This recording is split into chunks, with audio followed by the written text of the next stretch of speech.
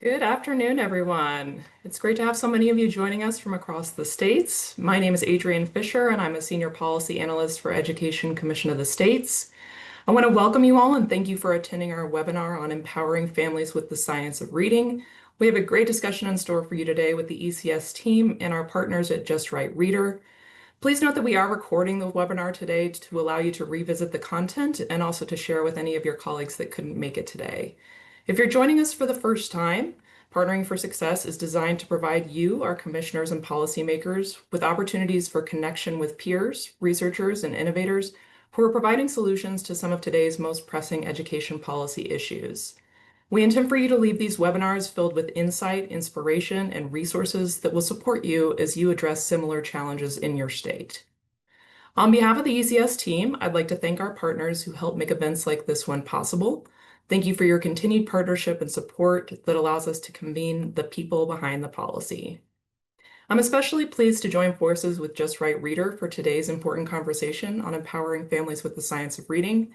We have a wonderful panel today of state leaders and experts to discuss ways to leverage family engagement and state literacy strategies to inform better policy implementation. As we move through the session today, we want to hear from you as well. So as you follow along, please be sure to place your questions in the Q&A at the bottom of your screen, and we'll address as many of those as we can after the panel discussion. But first, I'd like to start us off by going over the national landscape of literacy and some of the state policy trends that we've seen in recent years. Most of you are probably very familiar with the 2024 NAEP results, which showed a nationwide score decline of 2 points. These results continued a larger downward trend that began prior to the COVID-19 pandemic and was further exacerbated during those years. Several states showed statistically significant score declines since the 2022 assessment, and the remaining states had no significant change. 40% of students scored below the NAEP basic achievement level, a 3-point increase from 2022. And for context, most state-level third grade reading assessments set an achievement level that falls between the basic and proficient achievement levels for NAEP. So that means that more than a third of fourth grade readers are likely also not meeting the standards set within their states. And finally, the newest NAEP results showed that score disparities between student groups continue to persist. So those achievement gaps are not shrinking. So with those sobering numbers in mind, what are states doing to address this? We've seen lots of momentum in the states to take steps to improve instruction, and I want to highlight the 3 most common policy levers in recent years. States have established pre-service requirements for educator preparation programs, as well as in-service professional development to improve the overall quality of reading instruction. We've also seen more states taking steps to ensure that the instructional materials used in classrooms are high quality and incorporate evidence-based practices. And many states are also crafting policies to ensure that students reading below grade level receive intervention supports to get them back on track. So to give you an idea of how these policies are being implemented across the country, this map shows that nearly every state has some kind of policy in place related to instructional training. States highlighted in purple require pre-service training and educator preparation programs. Orange indicates requirements for in-service professional development, and green indicates states that have both pre-service and in-service requirements. And in recent years, we've seen more states adopt policies addressing both pre-service and in-service requirements, with nearly half of states taking that dual approach. This next map shows the distribution of states with policies related to reading curriculum. We identified at least 17 states and DC with such policies, and many have been adopted or taken effect very recently. These requirements look different across the states, with some specifying only general criteria that states or districts must meet, and others stipulating that curricula must be chosen from a list or a model approved by the state education agency or board. And the map for the third policy approach shows states that require the use of interventions for struggling readers. As with instructional training requirements, nearly all states have policies in place related to interventions. But again, these requirements will look very different from state to state. Interventions range from additional instructional time to individualized reading plans to summer reading programs, and some states allow local districts to determine the types of interventions to be administered. And finally, I want to touch on a few bright spots and some considerations as policymakers move this work forward in their states. We have seen incremental success in some states, especially over the longer term. Many of you are likely familiar with the work being done in Mississippi, which has seen statistically significant increases in overall scores and the percent of students scoring at or above the basic achievement level over the past 10 to 12 years. More recently, Louisiana has significantly improved their outcomes when compared to pre-pandemic NAEP results. Some states have also adopted policies to improve the development of pre-literacy skills, recognizing that those foundational building blocks are vital to ensuring that children begin kindergarten on track to be proficient readers by third grade.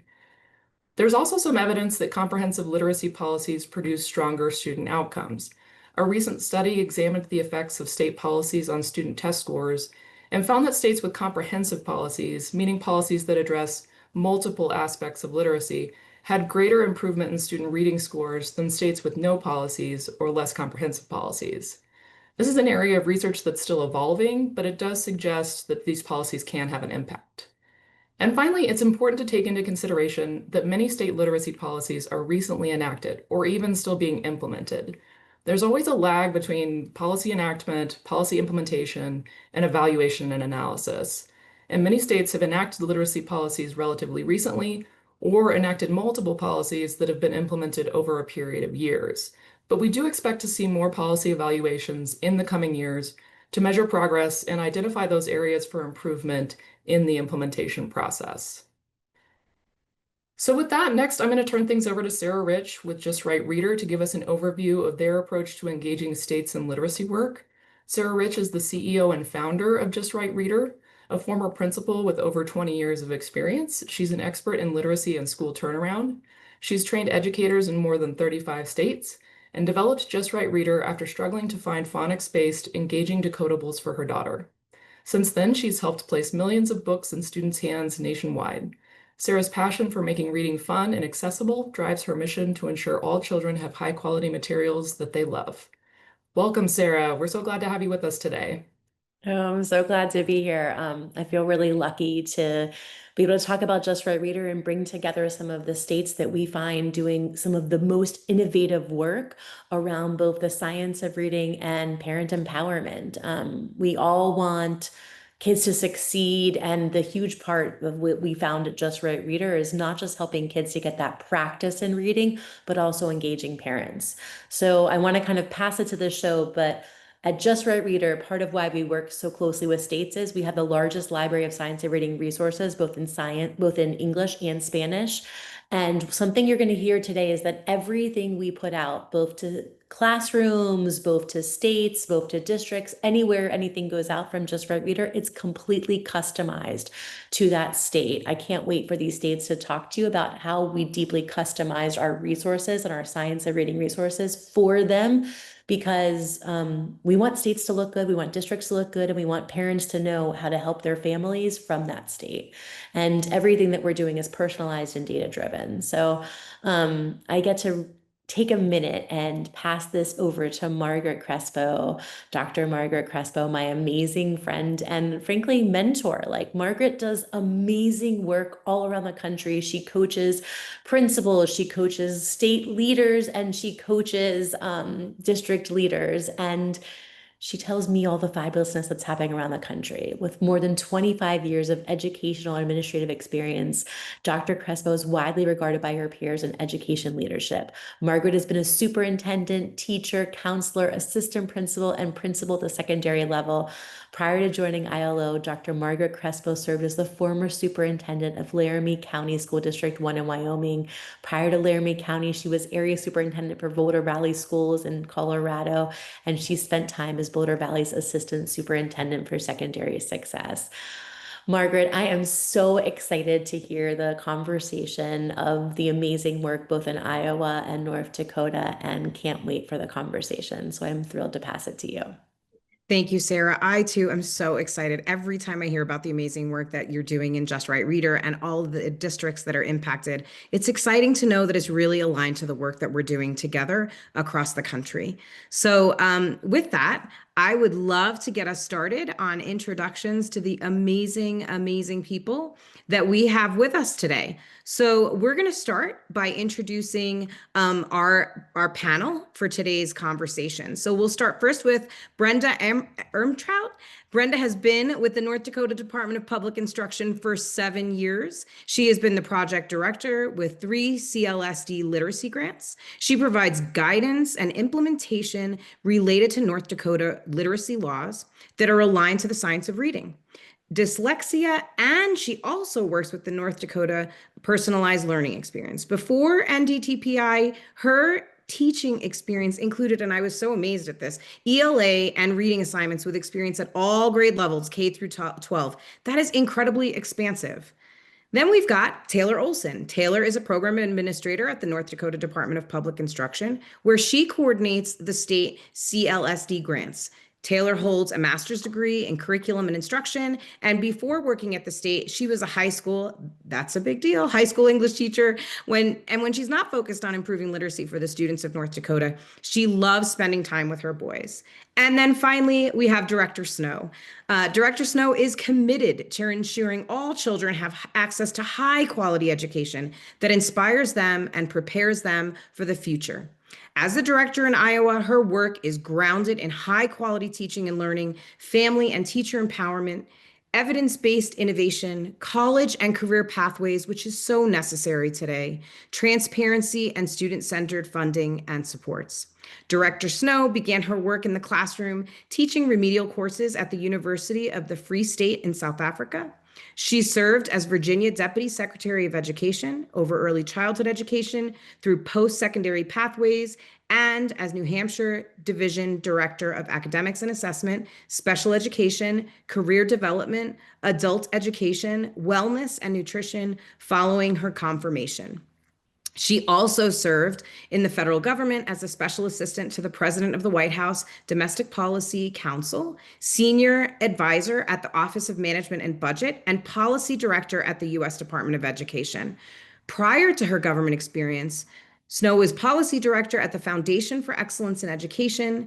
She has been named a Fulbright grantee, Rotary Ambassadorial Scholar, and a Bush Institute and Clinton Foundation Presidential Leadership Scholar. She is a proud fifth-generation Midwesterner, and what an incredible resume. So grateful for all of you to be here today, and just so excited to dig deep into our questions around the purpose of why we're here. Really, what does it look like in each of your states around the science of reading, the implementation around legislation, and what that looks like and means. So let's just get started.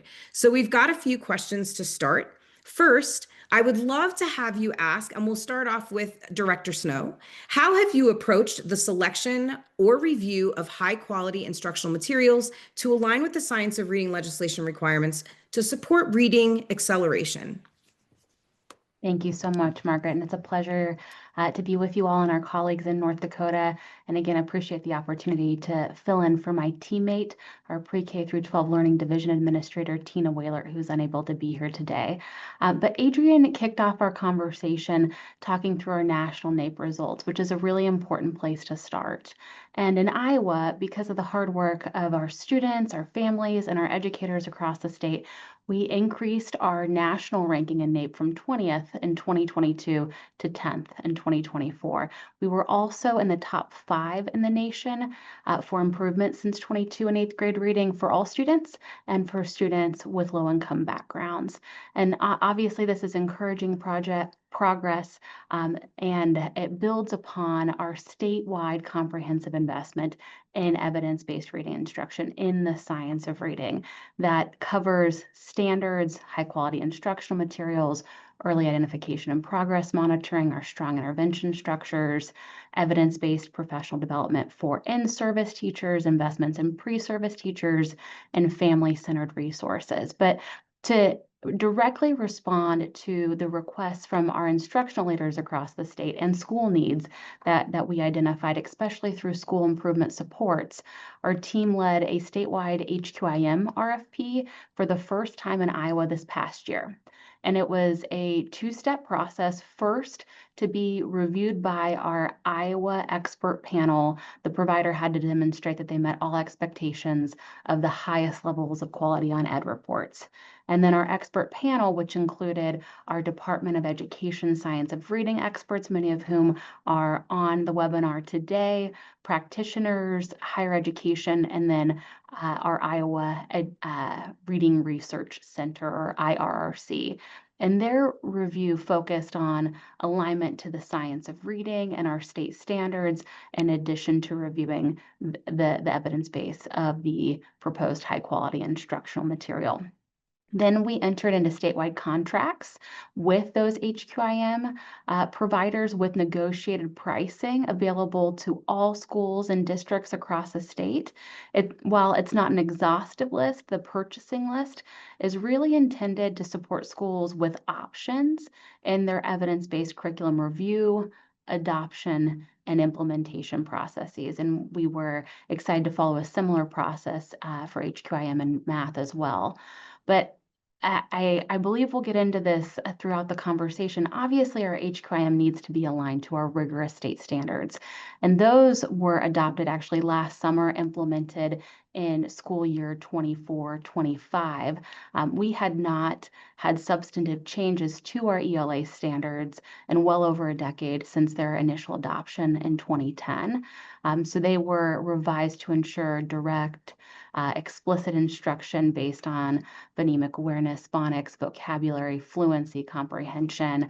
We also added handwriting standards for the first time, including cursive, recognizing the connection between reading and writing, especially for students with reading challenges. So obviously that HQIM work was directly related to the standards work that occurred right beforehand. Thank you, Director. And I have heard a little bit about the North Dakota work and would love if Brenda, you would come off mute and just share the work that you're doing around the HQIM materials and how that's aligning. And as you're looking at the legislation requirements, how is that being supported? I'm actually going to take this opportunity to pass this one over to Taylor. It's an area of expertise for her, and maybe I'll pick up another question if you don't mind. Sounds great. Thank you, Taylor. Yeah, absolutely. So, with North Dakota being as locally controlled of a state as we are, we definitely had to take some creative routes in order to help our school districts get to the right answer. So we did have some leftover ESSER funds that we used to offer out an HQIM grant to any schools who are ready for that step. In partnership with our regional education associations, we had curriculum guidance that was a part of a larger curriculum fair that our Southeast Education Cooperative put together. They reviewed a lot of different curriculum materials for that guidance and as a part of that work, and gave their recommendations based on their expertise. And as they continue to work with that curriculum guidance, they've had the opportunity to also put in place some more regulations and things on what they will review and how they will do that. We don't have the authority at the North Dakota Department of Public Instruction to necessarily say schools must follow a list, but we have had this opportunity in partnership to create this guidance and kind of help steer districts that are unsure of what to do in order to align best with the legislation and with the science of reading, and give them a place to start and a tool to look at their own curriculum with. So it's really been a kind of a multi-year process to get where we are at. We know we still have some pockets in some areas where we would like to reach, but overall, this curriculum guidance piece has been a huge game changer in the way that we look at districts' curriculum and help them make the best decisions for themselves. Taylor, thanks so much for that answer. I think back to times where I've been in differing states where there was much more local control versus in states where you had that leadership coming directly from the state. And it's so valuable that you talk about the support systems in both your answers, both you and the director. You talk about that system of support directly for schools, making sure that districts understand where they are. And I think that is just so incredibly powerful, especially for our audience, who is always, of course, looking for resources and systems that will align to what those expectations might look like. So thank you for that. Anybody else want to just comment? I know before we move to the next question, I want to make sure I just keep it kind of open there, give a chance for people to ask questions as they're going through in the Q&A. We'll talk about that in a little bit. All right. I love it. Let's get down. Brenda, let's bring it to you. Let's see where we are. So when you think about professional development efforts for leaders, right, we think about shifting the reflective evidence-based reading practices. And what is the impact that you've seen as you've rolled through this work, as you're launching this information, systems, alignment, and resources? Would love to know more about what you're doing in North Dakota. Absolutely. Our chief, Superintendent Baszler, has been a fierce advocate for structured literacy and providing guidance for our entire state. And she leads with the message that as the adults, we're responsible for that change. And so we follow her lead and we try to provide guidance as gently as we can with a kind of a no excuse follow-up. So when our reading legislation law was enacted in 2021, we had a lot of work to do in a short amount of time. The legislation rolled out and basically said by the beginning of, this upcoming school year, all principals, all teachers will be trained. And we were like, whoa, that's bold, but I don't think it's gonna fly. We can't get that done. So we enacted we took a continuous improvement approach. And we developed our report from our districts at a building level. So our legislation is all K-3 leaders, our principals are involved, and all K-3 educators. That includes not only reading educators, but every K-3 educator, whether they're teaching PE or music or anything. So the leaders in the building are responsible for helping all educators move forward in their literacy understanding and their impact. So when that rolled out, we knew we needed to provide opportunities. We used some of our ESSER funding, partnering with our local regional education associations to provide training for those specific groups. We know that leaders need a different training than educators, and educators teaching reading needed different training than educators supporting literacy in the schools. So our REAs and our national opportunities were all brought forward in that.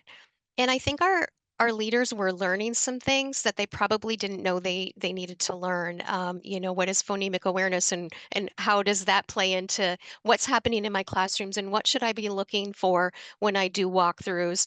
And how do I support my teachers in a non-threatening way to improve their skills?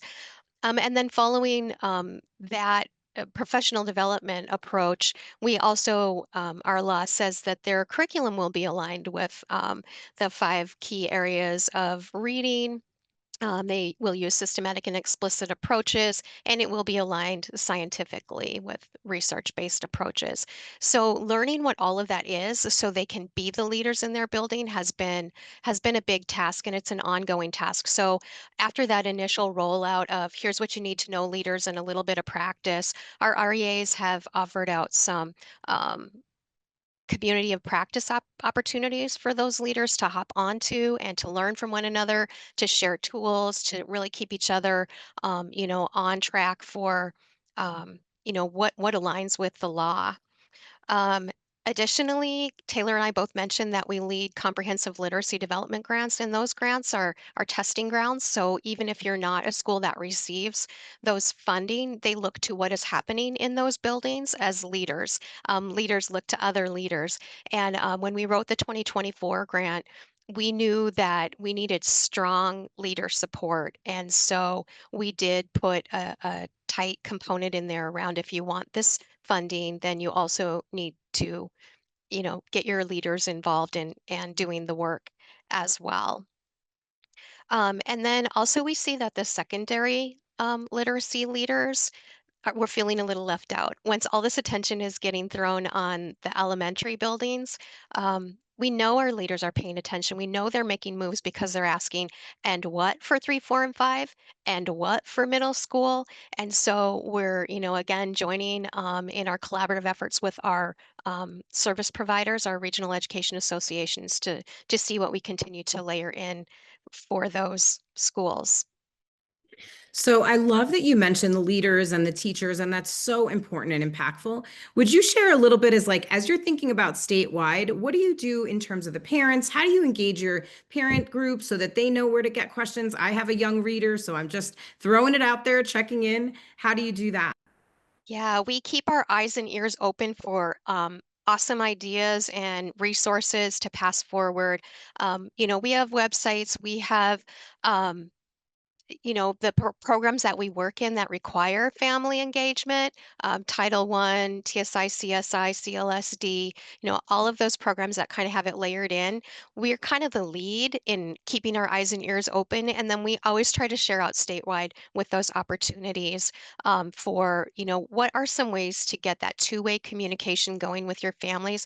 And how do you really help families? Like, we all know that relationship building is important, but how do you do that? So, again, Superintendent Basler also is a lead in this. She keeps her eyes and ears open, and even before COVID, even before our implementation of our law, she was partnering up with great providers who really understand what families need, and they need you to see and hear them and to empower them to be involved. So, we've leaned into resources like Steve Constantino for our leaders, and Epstein's model of the teamwork. And then our most recent activity that we've involved in, our most recent partner, is the Just Right Readers. And the reason that we decided to invest in Just Right Readers, and we really don't invest in a lot, we usually let the districts do that themselves, is that this provided some wraparound support for our parents that we hadn't seen anywhere before. So they personalized these readers to what the students need. So two students in the same classroom aren't getting the same packet that goes home to them. Their teacher is feeding information about what they need.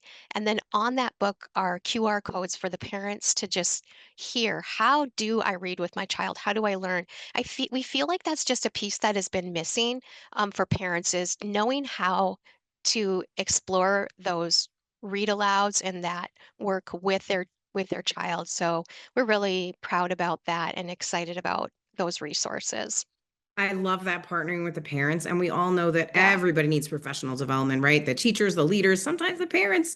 I could use an intervention once in a while for sure. So that's super helpful. Thank you for that. And Director Yep. Snow, would you mind sharing your professional development efforts and how you've brought them along and how you've reflected on those evidence-based reading practices? Absolutely. So we have established as a top statewide priority strong teacher pipeline through recruitment, preparation, and development and retention efforts. So we began with a statewide investment in our in-service educators of over $9 million to provide statewide access to rigorous science of reading aligned professional learning, serving about 6,600 educators. We are now launching, beginning this coming school year, our 6th round. We have had participants including our PK through 8 educators, as well as incorporating all of our Iowa teacher prep faculty teaching methods courses. And then Brenda earlier on was talking about the importance of leadership and supporting both school and district leaders. We also launched our PD cohort specific to administrators, including curriculum directors and instructional coaches. And then building upon that in-service investment, we have also driven forward a pre-service investment supporting educator preparation programs and preparing future teachers to provide evidence-based reading instruction day one. We had 2 pieces of legislation enacted, not this past session, but the prior session. One requires that our State Board of Education and the accreditation of educator prep programs assess alignment to the science of reading, and it prohibits 3Qing and literacy instruction. The other major provision of recent legislation requires that all educator prep programs assess the foundational reading knowledge of their teacher candidates utilizing the foundation of reading assessment. They then report those aggregate results to the department, to school districts, to the public, and importantly, they are charged with addressing the knowledge gaps that are experienced by candidates prior to completion. To help support our teacher prep programs in implementing those new components of our Iowa code, we have developed a teacher prep self-evaluation workbook. It's called the Iowa Literacy Educator Preparation Workbook, as well as just a couple weeks ago had our inaugural teacher prep annual Science of Reading Summit. Both of those were developed in response to and in collaboration with our practitioners and our educator prep programs. The work specifically supports teacher prep program curricular changes and improvements, and of our 27 accredited programs, 12 have already fully completed the self-study and begun that peer review. So I think the comprehensive systems approach to both supporting our in-service educators and working with our teacher prep programs to ensure that our pre-service educators or future teachers are well prepared and ready to provide science of reading aligned instruction has been an important approach that Iowa has taken. Thank you so much, Director. I find it really incredibly interesting. Just that whole component of the up and coming, right? The candidacy component is so strong when we know that the mentoring and support that teachers get as they're coming out of their prep programs is really key. To have that cohort model is incredible. Taylor, I'm wondering if you have anything to add just about the work that you're doing and how that PD impacts as you think about the science of reading, what that looks like. I mean, I think we've had all kinds of opportunities. Brenda spoke really well to a lot of them. You know, we, especially in my position with the CLSD grants, which is the majority of my role, you know, we really get the opportunity to kind of pave the way for a lot of our other schools and get an early push out. So I don't know if I have anything new to add necessarily, but I will say that we have had some exciting opportunities through some of these other programs as well.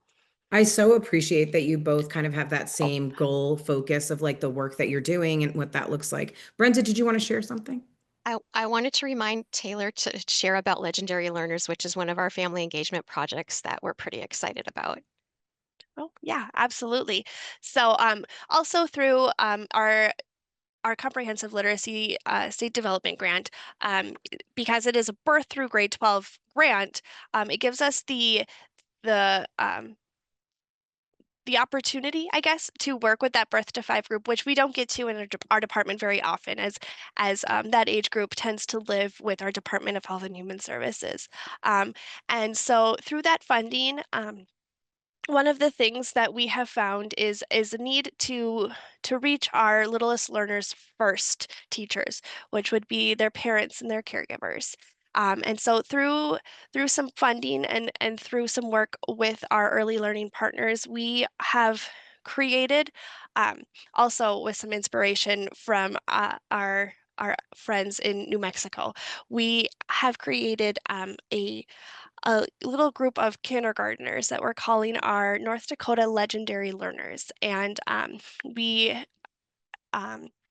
we took this opportunity to first introduce literacy with one of those little learners through special guidance from their kindergarten teacher, helping parents understand what literacy skills look like and how to practice them at home.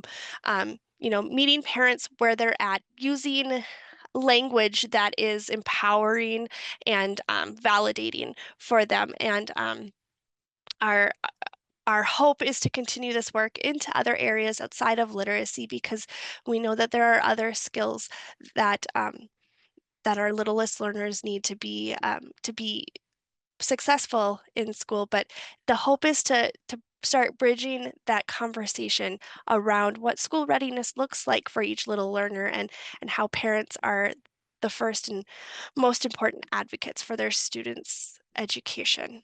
I love that, Brenda. Thank you for calling Taylor out to share that information because that was such a tidbit that's so important. Director, I would love to ask you about what you're doing with your littles and their families and what that looks like across the state. It sounds like you've done a ton of comprehensive work as well.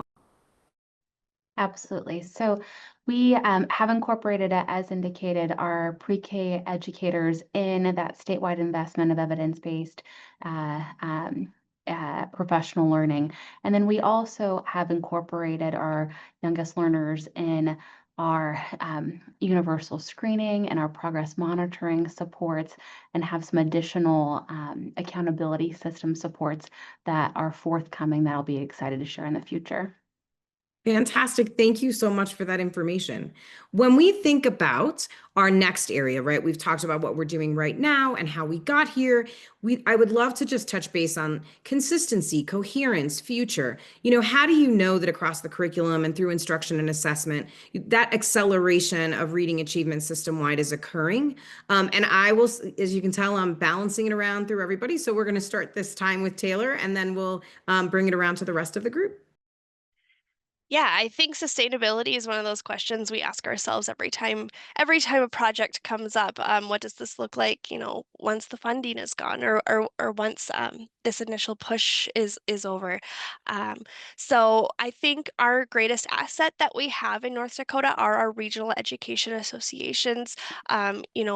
A lot of this work has allowed us to build up their capacity in different areas of the state so that they can continue to offer opportunities and provide information, resources, and education to our districts around the state. We also are fortunate in the fact that we have REAs that take on work with our littlest learners, and they're always willing to step up. And they also they hold the certifications. They're always ready to take the next training. So I think that is our greatest, like I said, our greatest asset in North Dakota.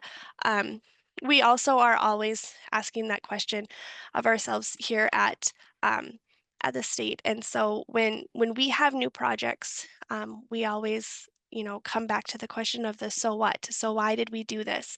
What does it show? And and make sure that we have those results, and we have the data and the information that we can use to advocate for what we would like to continue, because nothing speaks louder than the voices of our kids and their successes. I'm going to let Brenda continue on too, because I'm sure that there's something that I'm missing. If you would like me to, Margaret, a couple things to add. Yeah, I think our biggest lever for consistency right now is how we're collecting data on the implementation of our law. Our law requires professional development for all K-3 educators and principals, alignment of their curriculum, and then assessments to monitor improvement, as well as tools to measure and implement growth around assessment or intervention, excuse me. So we collect an annual report on that. And North Dakota's a low population state. There's still a lot of people to touch base with, but we can do things on a more personal level sometimes. So we collect a report on a person, we collect a building level report that lists every single person that's in a K-3 role in that building and tells us what training they've had, when it happened, and information like that. We review those reports for quality and alignment with the law to see how that school on the whole is doing, and then we give them the opportunity to improve. And so we say, it looks like you're on the right path here. You can report again in 3 years. Or a school that's struggling, we say, we'd like to see you report again in a year. And then we provide guidance directly to them. And I'm talking phone calls with individual principals if they want it, talking about why did we get a 1 on the report? How can we get better? We provide group response too, but we're lucky enough to have that opportunity here in North Dakota.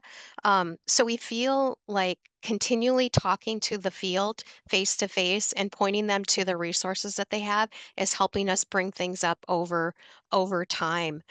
So we're really lucky with that. And as Director Snow mentioned, we also have recently updated our ELA standards and aligned them with, structured, scientifically based literacy. And our schools, our educators rely on our state standards in North Dakota to kind of guide the way for them. So I think those two things are our strongest pieces. I love that. Director Snow, I'd love to hear if you have anything to add. Thank you. I think just the one component, you also asked about coherence, coherence across curriculum, instruction, and assessment. I think that's a really important question because Margaret, as you're indicating, as Adrienne shared at the beginning of our conversation, comprehensive policies work. So we started with supporting evidence-based instructional practices with statewide PD, then enacting rigorous state academic standards, as we've talked about, then identifying our standards aligned HQIM that's locally selected and implemented with fidelity.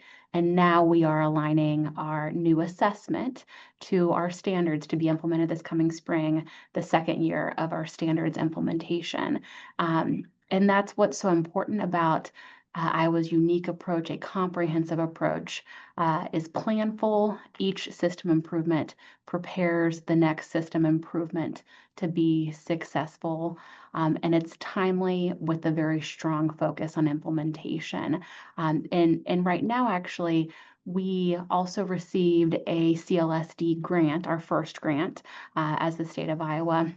And we are administering that to support school district implementation work and continue to look forward to deepening our supports for implementation.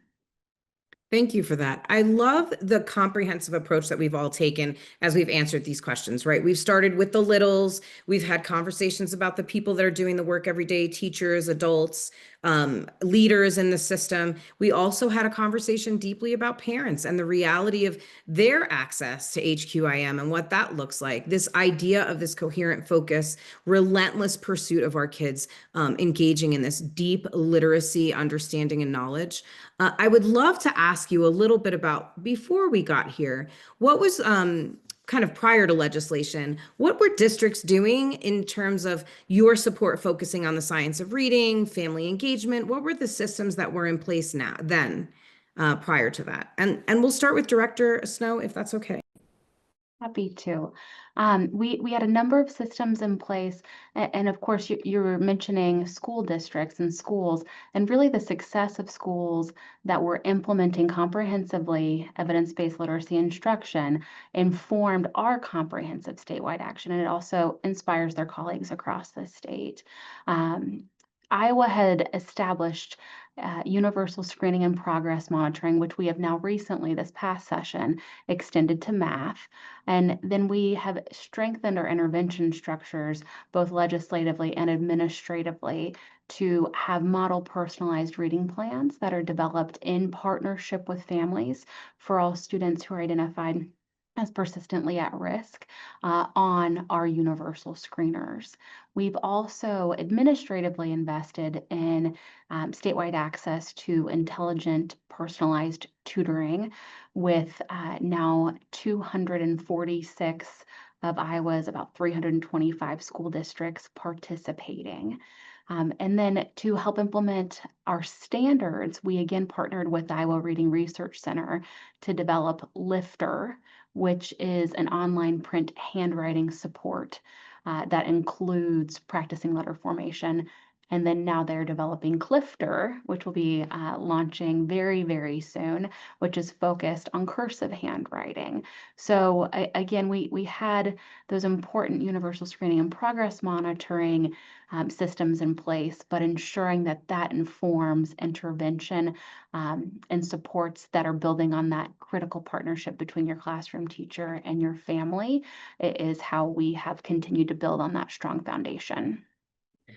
Thank you for that. I think that partnership is so important, and certainly we'll keep talking about it prior to and then during and then beyond, right? Like this is a long-term impact, right? It's forever for our students. Making sure that we're connecting back to North Dakota, would love to know from either one of you how you addressed it prior and what that looked like before you had the legislation. Yeah, I'm going to back up a little bit. Before we had our legislation in 2021, we had some work in 2019 that came from a group of advocates around dyslexia. The legislators put up some money for dyslexia pilot work. Schools competed, and we had just a few projects around the state. And at that same time, some of one of our REAs had discovered letters and was embarking on their inaugural group of training with letters. And it crossed over with one of our dyslexia groups. And they started to realize that the structured literacy approach that is used for dyslexia is the structured literacy approach that we're learning in letters. And holy cow, is it ever making a difference in what our students are doing?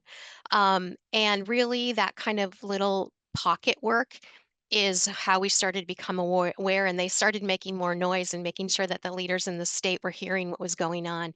And then, as I mentioned, around that same time, Superintendent Basler also became very interested in the structured literacy work.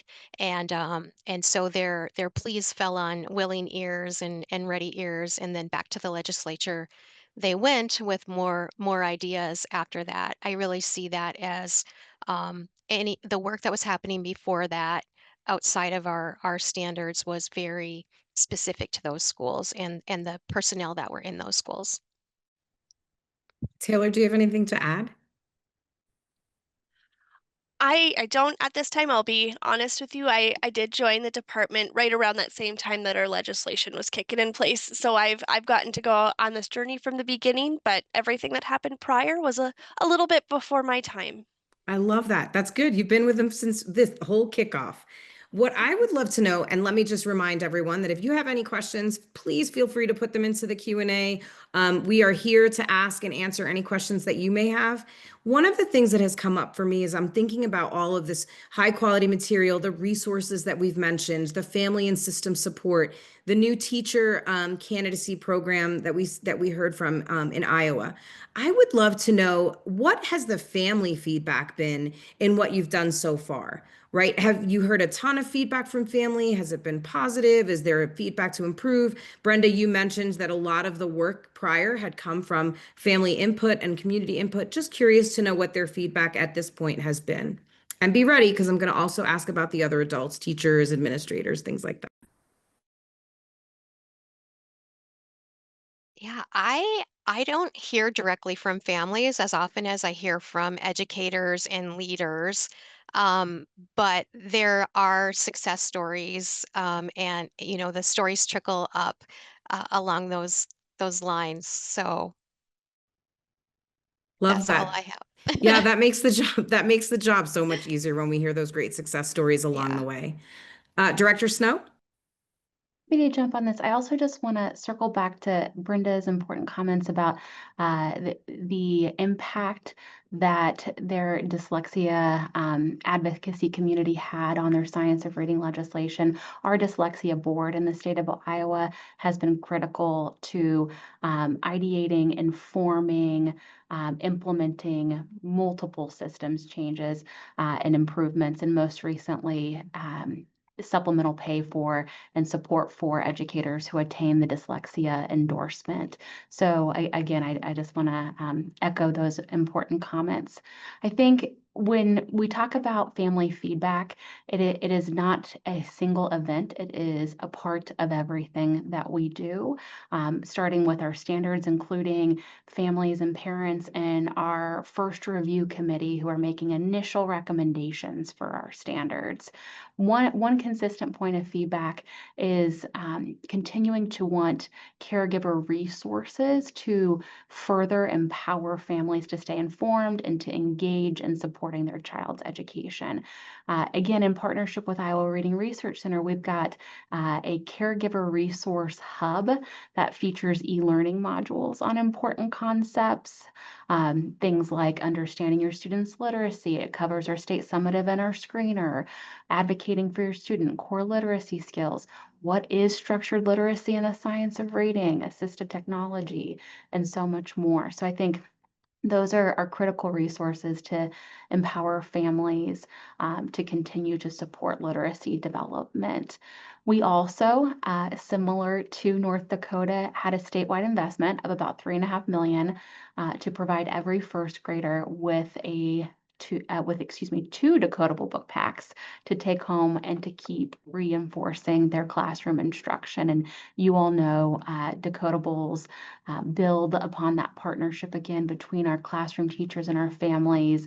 They meet students where they are, and they support reading comprehension that can unlock a lifetime of future learning and of potential. So we provided 10 in total decodables to nearly 38,000 first graders across the state, across over 800 different schools this past winter. In total, we also provided in K2 decodables for learners in our high quality summer reading programs and our Learning Beyond the Bell out of school programs. So in total, we had over 1 million books sent home to learners this past winter. And again, the feedback of that investment in learning everywhere and supporting learning everywhere was very celebratory. What a great opportunity for both states to have just that personalized resource right there. Those decodables are so important to the work. And we heard from Sara when we started today, the importance that she's seeing across the country doing that work. We have a couple of minutes for a little bit of Q&A, and we've got some Q&A in there. Would love one of our participants would love to know if you'd be able to share any resources you use that support middle level learners, elementary, middle, or high. That would be really helpful. Anyone want to jump in on that one? And multilingual. Sorry, I missed that little word there. And multilingual learners. I'm happy to kick us off. I think our purchasing list for HQIM covers K through 12. For example, we did expand initially our evidence-based PD was focused on elementary educators, and we expanded that to middle based on the feedback of the field. And we continue to develop and invest in resources that specifically support differentiation for students who are English language learners. Our personalized reading assistant is specifically effective for students who are English language learners, accelerating learner growth, and does come in both English and Spanish. And that, again, is a very intentional focus throughout our investments. Great. Brenda or Taylor? I think this. Oh, yeah. Go Oh, ahead. I was just going to say, I think this one continues to be a question for North Dakota as you know, we continue to dive deeper into this, and we also welcome any you know, any resources and things at our level too. Thank you for that. I think that's super important. We've got somebody from Minnesota who's asking, you know, is similar to what you shared, Director Snow, when you think about auditing teacher prep programs to ensure that they're teaching the teachers the science of reading, how have you also held accountable the teacher prep programs? And you shared a little bit before about a reporting structure. Could you just go a little deeper on that? Absolutely. So it's a part of our accreditation process, both our initial desk audit review, and then our site visits and our peer review panels, and ultimately our presentations to the State Board of Education, making recommendations about accreditation. But I think one important implementation point here is to ensure that everybody is teed up for success. There are no surprises. That educator prep self-assessment workbook ensures that folks understand the components of our shifts in accreditation and our expectations around curriculum and alignment to the science of reading, and supports coming into alignment with best practice. Great. And I think we have just one more minute for one more question, whoever wants to jump in on this one. They're interested in knowing, did your state contract with a specific vendor for SOR professional development and training? And if so, which program? How did you choose it? Was there a process? We did partner with letters through an RFP process. All right, North Dakota. Yeah, we We went into a contract with AIM and created a white label online course for our teachers to access. So it's basically their pathways to literacy with some North Dakota video and examples inserted into it. Great. I just want to share this experience has been so wonderful for me as an educator, listening to what states are doing, really the impact for our higher education, for our teachers and leaders that are teaching, learning, working with our teachers and our littles to really start even PK, engaging our parents. We heard about resources. Love the connection around bringing home decodable books. JR is a great partner for bringing that home with the parents and the community so that they can engage and make sure that they're connecting as well. Really powerful information. And with that, I want to thank you all for being here, our panelists. I'm ready to hand it back over to our host. So excited to be part of this process. And with that, I will hand it back over, Adrienne. Thank you so much, Margaret, and thank you for all of your questions and for participating today. We appreciate you all joining us and your engagement. A huge applause for Margaret, Brenda, Taylor, and Director Snow for their perspectives. To our audience, please remember that Education Commission of the States is here to support you in your work. We hope that you are taking away at least one idea from today's webinar that your state can draw from. If you have questions or requests related to today's session, please don't hesitate to reach out. My information is there in the chat. And as I mentioned, today's recorded session will be shared in your post-event email. Please stay tuned for future Partnering for Success webinars that we'll be hosting later this year. We look forward to seeing many of you at our National Forum on Education Policy in Salt Lake City next month. So thank you again for joining us today. Thank you to our wonderful moderator and wonderful presenters, and enjoy your afternoon.